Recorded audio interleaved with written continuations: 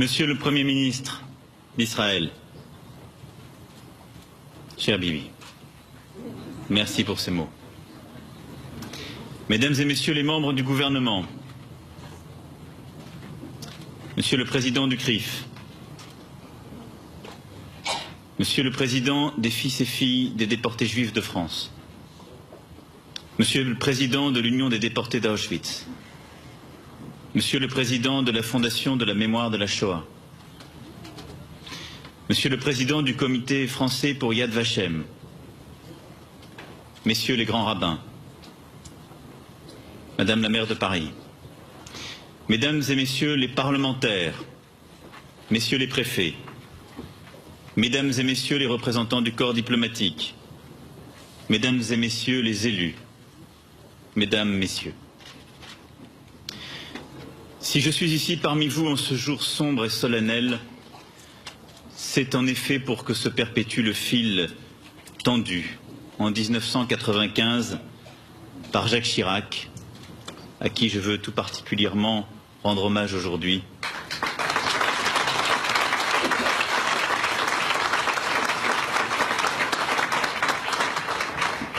Maintenu par Dominique de Villepin en 2005, Nicolas Sarkozy et François Fillon en 2007, poursuivi enfin par François Hollande en 2012.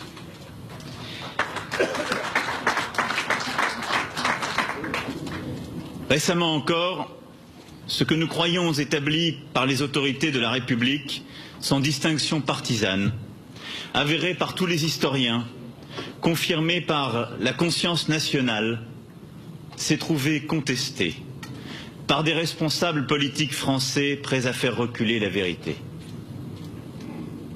C'est faire beaucoup d'honneur à ces faussaires que de leur répondre. Mais se taire serait pire. Ce serait être complice. Alors oui, je le redis ici, c'est bien la France qui organisa la rafle, puis la déportation, et donc, pour presque tous, la mort des 13 152 personnes de confession juive arrachées les 16 et 17 juillet 1942 à leur domicile, dont plus de 8000 furent menées au Veldiv avant d'être déportées à Auschwitz. Parmi elles, 4115 enfants de 2 à 16 ans, dont aujourd'hui nous honorons plus particulièrement la mémoire, et pour lesquels je souhaiterais que nous fassions silence.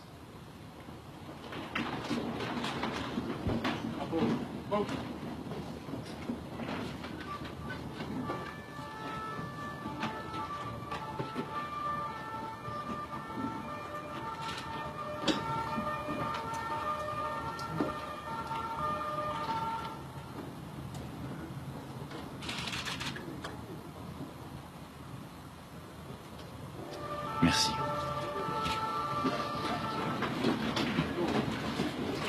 Je récuse les accommodements et les subtilités de ceux qui prétendent aujourd'hui que Vichy n'était pas la France. Car Vichy, ce n'était certes pas tous les Français, vous l'avez rappelé, mais c'était le gouvernement et l'administration de la France.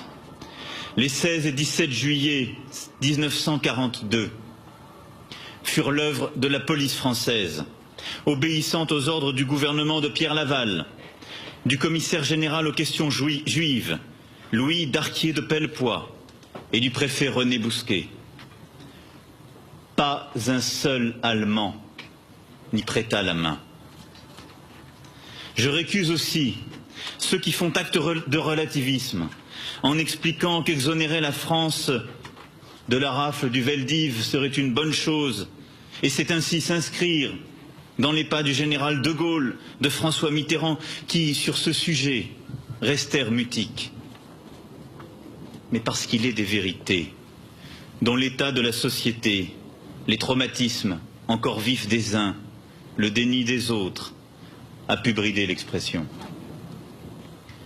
Les déchirures vives qui traversaient la société française ont pu faire primer l'apaisement et la réconciliation. Nos sociétés, ainsi, s'offrent de ces répits pendant lesquels le travail de la mémoire reste souterrain, pendant lesquels les peuples reprennent leur force et doivent se réconcilier peu à peu pour reconstruire, avant de trouver les mots de vérité qui les guériront vraiment.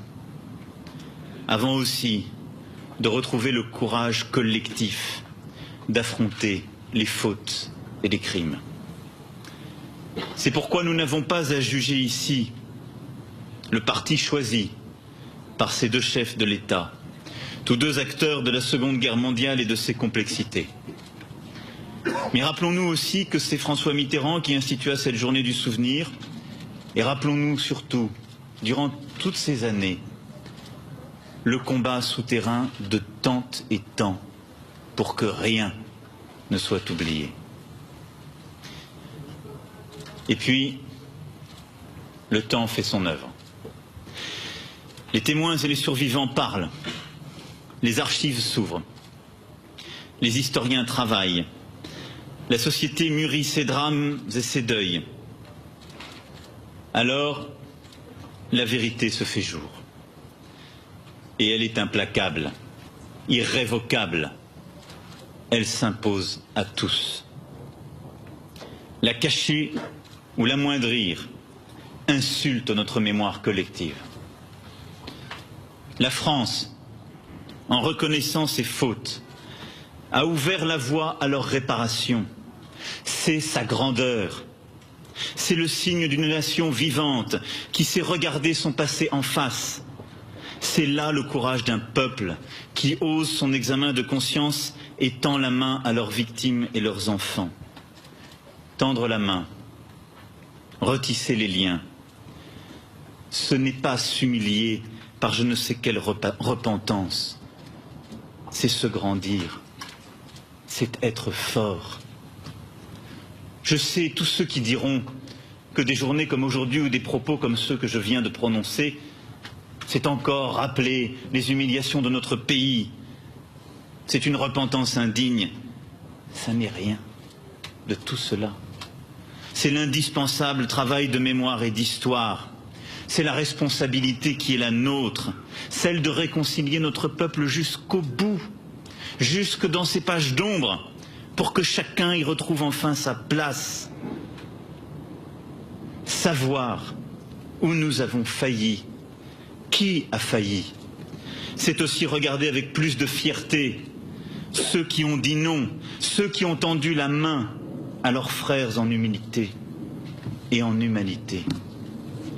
Alors oui, aujourd'hui, nous songeons aussi à ceux qui, en 1942, étaient déjà engagés dans la résistance intérieure ou extérieure et payés de leur vie, leur combat clandestin. Ils furent cette moisson de héros qui sauva la France et son honneur. Nous songeons aussi à tous ces Français qui offrirent aux Juifs pour chasser un refuge hospitalier, une cachette sûre, et permirent aux 3/4 des Juifs de France de ne pas connaître le sort tragique des raflés du 16 juillet. Nous songeons à tous ces justes avec fierté, cette fierté qui est devenue, depuis, le ferment de notre fierté nationale.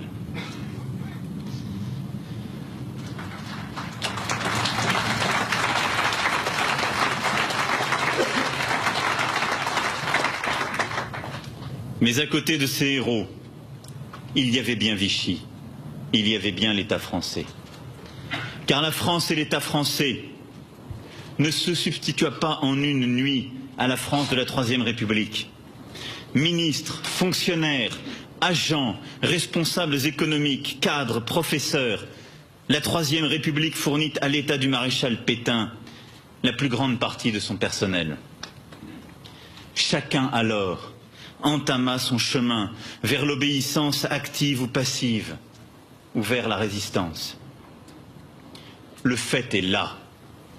Vichy put compter sur les ressources vives du pays pour mener sa politique de collaboration. Cette pensée que Vichy fut une parenthèse en 1940, ouverte et refermée en 1945, réconforte la haute idée que certains voudraient faire de la France. Et il est si commode de voir en Vichy une monstruosité née de rien et retournée à rien. De croire que ces agents sortis de nulle part reçurent à la Libération le juste châtiment qui les élimina de la communauté nationale. C'est commode, oui. Mais c'est faux.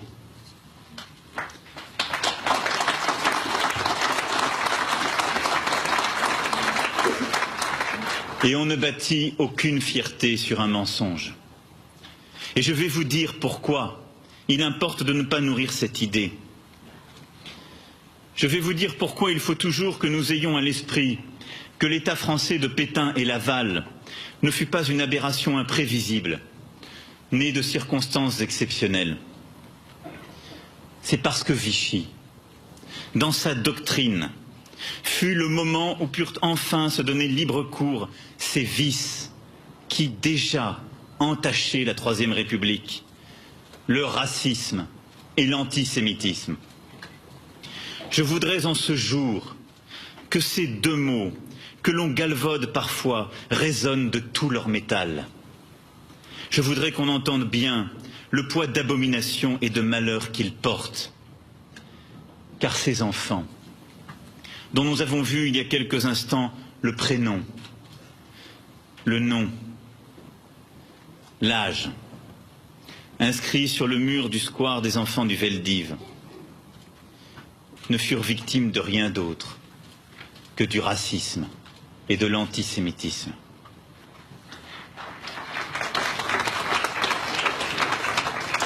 Racisme parce que leurs parents étaient étrangers, quand eux-mêmes étaient pour la plupart des Français.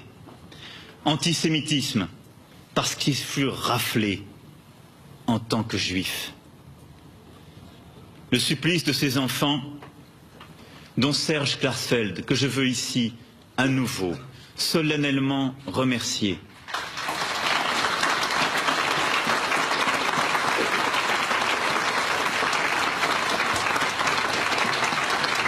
a patiemment retrouvé les visages, réunis en un livre qu'on ne lit qu'avec des larmes et une indicible révolte. Ces enfants, cher Serge, ce ne sont pas simplement aujourd'hui devenus les vôtres, ce sont les nôtres.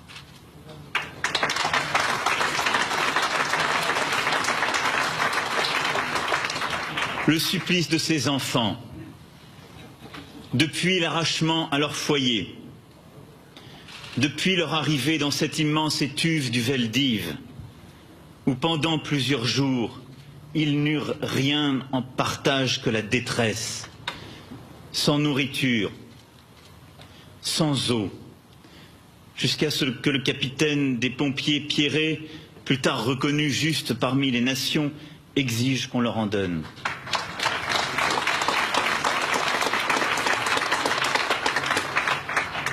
Depuis le moment où ils furent déportés dans les camps de transit, éperdus d'angoisse, depuis ce jour et ce moment de douleur pure, où ils furent séparés de leurs parents, parce que Pierre Laval avait voulu qu'on capture des familles entières, mais qu'elles ne voyagent pas ensemble, jusqu'à ce qu'ils soient chargés dans des wagons plombés pour un voyage d'apocalypse qui les mènerait, dès leur arrivée, dans les cris, les appels sans réponse, les coups, les hurlements, la solitude la plus sèche, la plus noire, à une mort d'une violence obscène, avant que leur corps sans vie, leur corps d'enfant, ne soit humilié par le four et la cendre.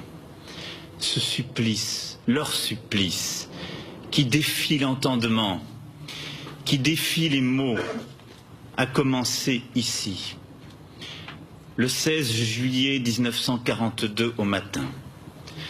Parce qu'en France, dans la conscience de citoyens français, de dirigeants politiques français, de fonctionnaires français, de journalistes français, l'antisémitisme et le racisme avaient fait leur chemin insidieusement, lentement, avait rendu l'infâme tolérable, jusqu'à en faire une évidence, jusqu'à en faire une politique d'État, la politique collaborationniste.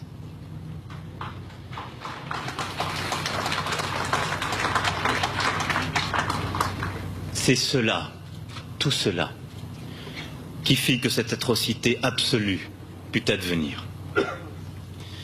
Seulement, ni le racisme ni l'antisémitisme n'étaient nés avec le régime de Vichy. Ils étaient là, vivaces, présents, sous la Troisième République.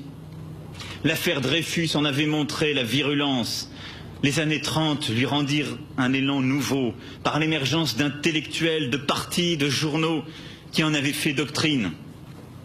C'est la France de « Je suis partout », de Bagatelle pour un massacre. C'est la France où Louis Darquier de Pellepoix, déjà lui, peut, sans être inquiété une seconde, proclamer en 1937 « Nous devons résoudre de toute urgence le problème juif, soit par l'expulsion, soit par le massacre ».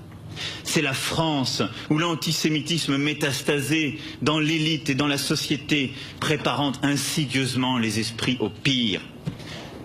Parce que oui, mes amis, la barbarie n'avance pas à visage découvert.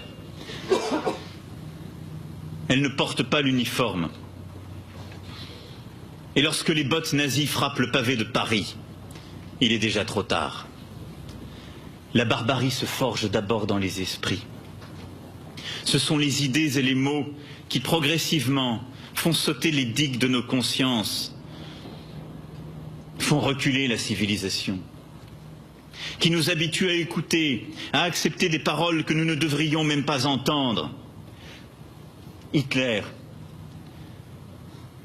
ce n'est pas d'abord le Troisième Reich, ce n'est pas 1933, Hitler, c'est d'abord et déjà Mein Kampf. Rien de tout cela n'est né avec Vichy. Et ce fut la faiblesse de la France de permettre que ce cancer prospère. Mais rien de tout cela non plus n'est mort avec Vichy. Je sais bien que tous, nous nous faisons fort de lutter contre tout ce qui pourrait conduire aux mêmes situations. Mais il nous faut ouvrir les yeux, regarder la réalité en face.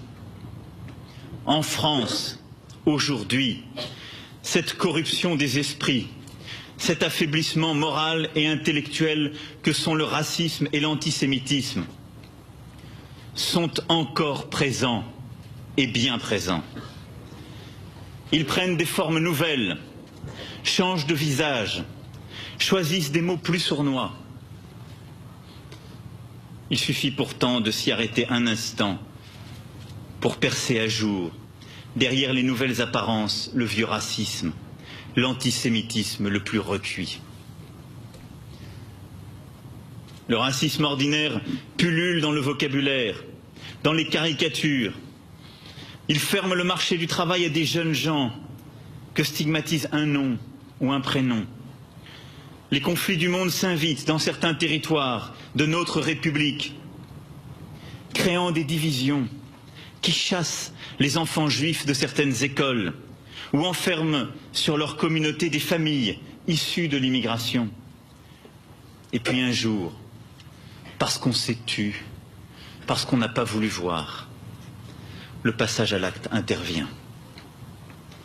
Alors ce qui était des mots, ce qui n'était chez les uns que de la haine, formulée différemment, et chez les autres une forme de lâcheté ou une complaisance à ne pas vouloir voir, alors cela devient des vies fauchées et des gestes qui tuent.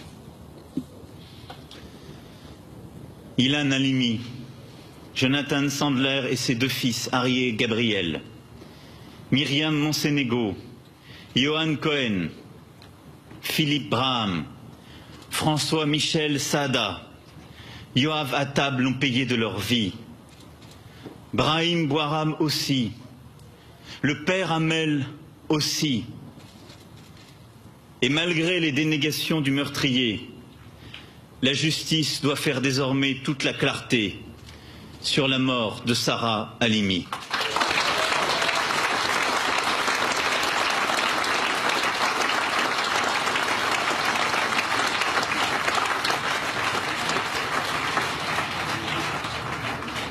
Chaque synagogue, chaque mosquée, chaque église, chaque temple, chaque cimetière profané ou vandalisé doit nous alerter.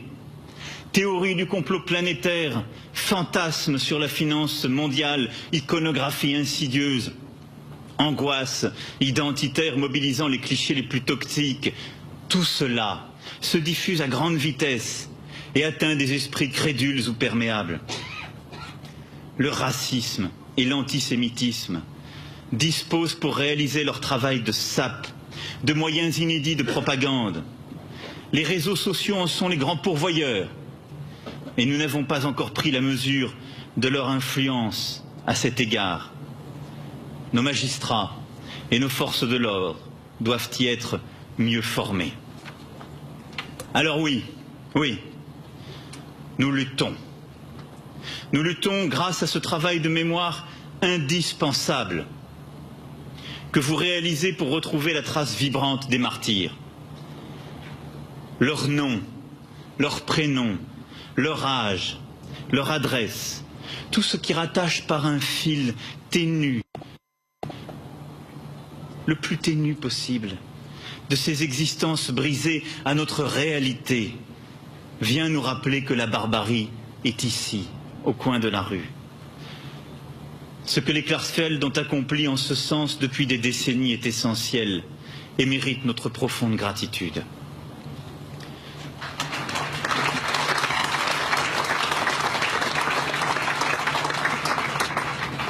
Nous luttons en ne permettant pas que les propos abjects qui avilissent les esprits restent impunis. Nous luttons pour que les propos des bourreaux ne l'emportent pas. En 1978, l'Express retrouva Louis Darquier de Pellepoix, toujours le même, exilé en Espagne. Celui-ci, comme possédé encore par le démon antisémite, n'affichait aucun regret de son action zélée pour la déportation. Il assura même qu'à Auschwitz, on n'avait gazé que des poux. Alors il trouva face à lui, à un moment où on se taisait encore beaucoup, s'élevant du quasi-silence qu'elle avait observé jusque-là sur ce sujet, la voix intransigeante et souveraine de Simone Veil.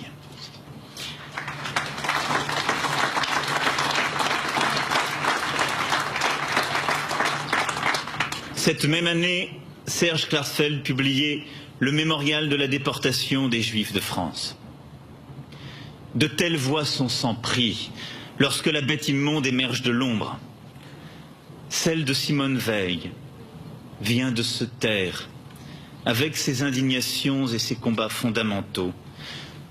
Au moment de s'effacer, elle savait que sa voix continuerait de porter, à travers notamment son fils Pierre-François, qui depuis 2 ans préside le comité français pour Yad Vashem.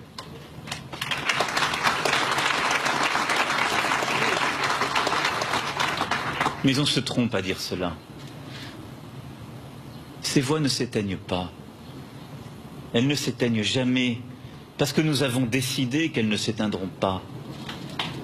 Et nous avons décidé, une bonne fois pour toutes, que ces voix, leurs voix, que certains n'avaient pas voulu entendre pendant tant et tant de décennies, recouvreraient à jamais les propos abjects comme les silences coupables. Leurs voix ne s'éteindront jamais.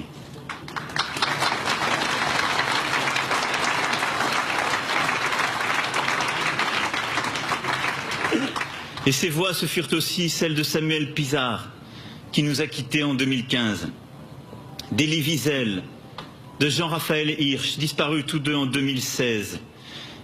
Et j'ai en ce jour une pensée aussi pour Henri Malberg, qui échappa de peu à la rafle et qui nous a quittés voici 3 jours.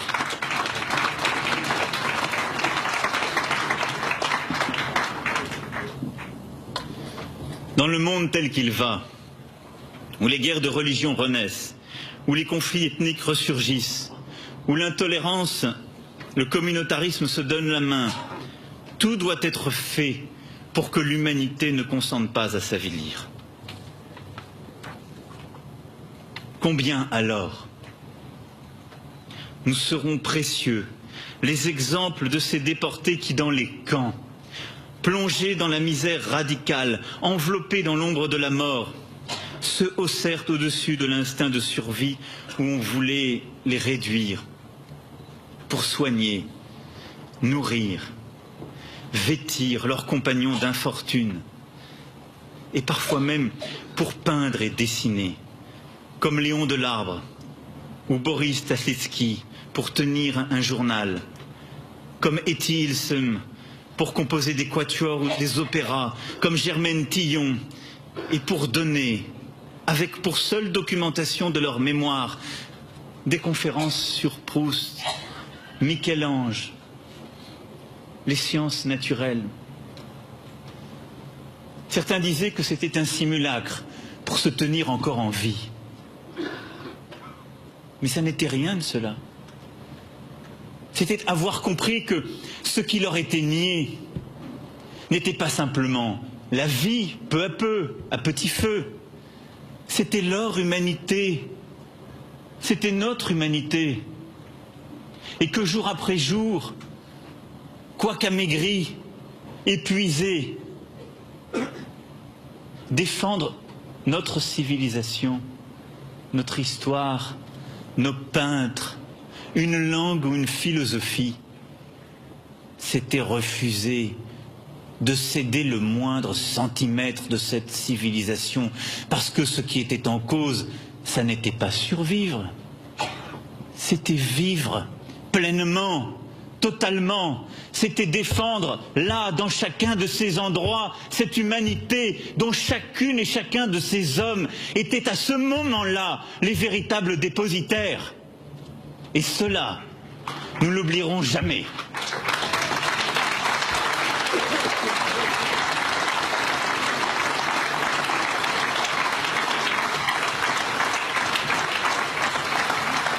Et nous n'avons qu'un devoir aujourd'hui, être dignes de ce que ces êtres firent au plus noir de l'horreur, dignes de cette humanité intègre qu'ils témoignèrent alors que tout était fait précisément pour tuer leur humanité. Nous devons chaque jour, chaque minute, être dignes, comme le sont les survivants de la Shoah, dont l'exemple nous apporte tant.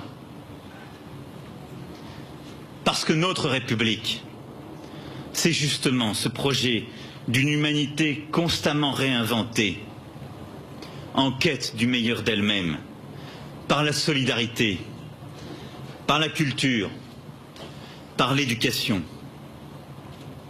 Chasser les ombres du racisme et de l'antisémitisme, c'est ne jamais céder sur cela, c'est ne jamais se satisfaire d'une république gestionnaire, c'est ne jamais faire croire que accepter certains propos, ce serait bon pour l'unité du pays, ce serait accepter de ne pas rouvrir des plaies, ne céder aucun pouce de cette humanité, ne céder rien parce qu'à chaque fois, c'est notre humanité à tous qui est remise en cause.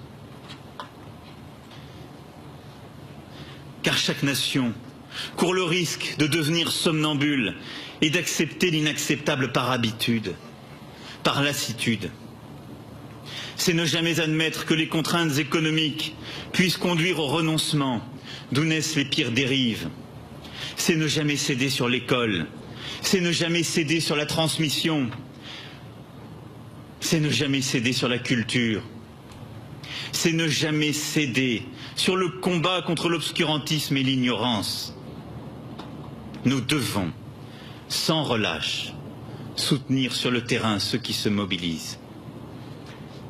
C'est ne jamais céder non plus sur ce qui nous unit, tous ces projets à hauteur d'humanité que nous offre notre temps, faire vivre la démocratie, secourir les indigents, saisir cette ambition planétaire qu'est la lutte contre le réchauffement climatique, accueillir du mieux possible les réfugiés que la guerre jette sur les routes, parce que toutes ces causes, toutes nous grandissent.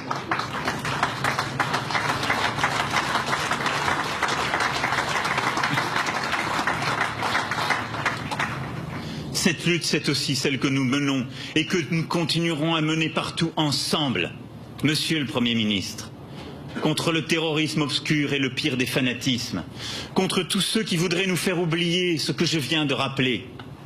Alors oui, nous ne céderons rien aux messages de haine, nous ne céderons rien à l'antisionisme, car il est la forme réinventée de l'antisémitisme.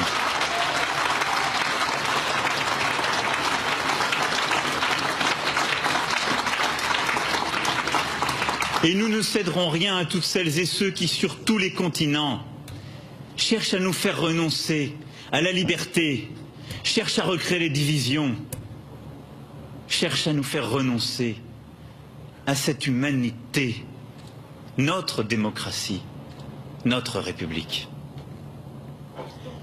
Ne perdons pas de vue, mes amis, la vocation même de notre pays, celle qui unit tous ses citoyens, qui donne à chacun une place, une dignité, une signification.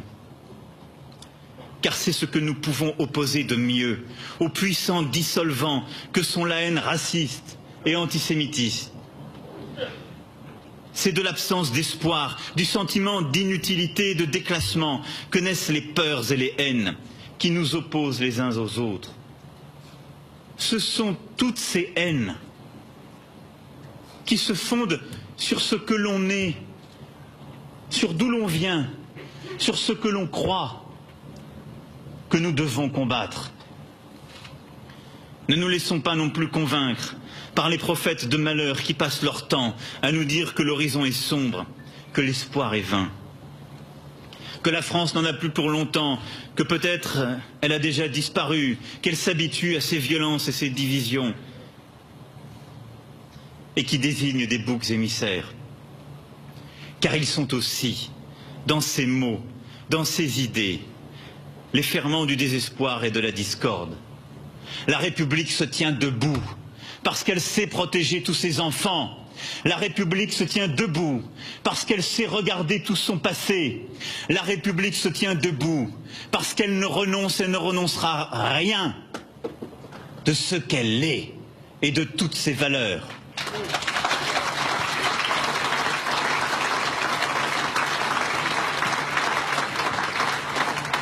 La République se tient debout parce que nous préférerons toujours ce rêve qui veille dont parlait Éluard. Les enfants du Veldiv auraient aimé aller à l'école de la République, obtenir un diplôme, un métier, fonder une famille, lire, aller au spectacle.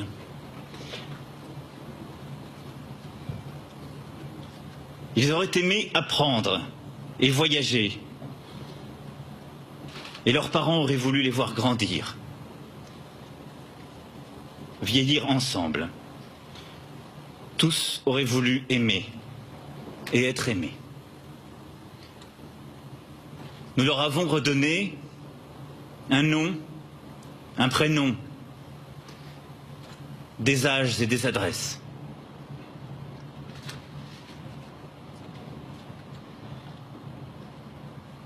À ces enfants,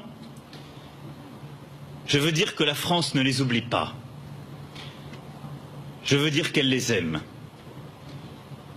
Je veux dire qu'elle fera tout pour que leur supplice nous exhorte sans cesse à ne céder ni à la haine, ni à la rancœur,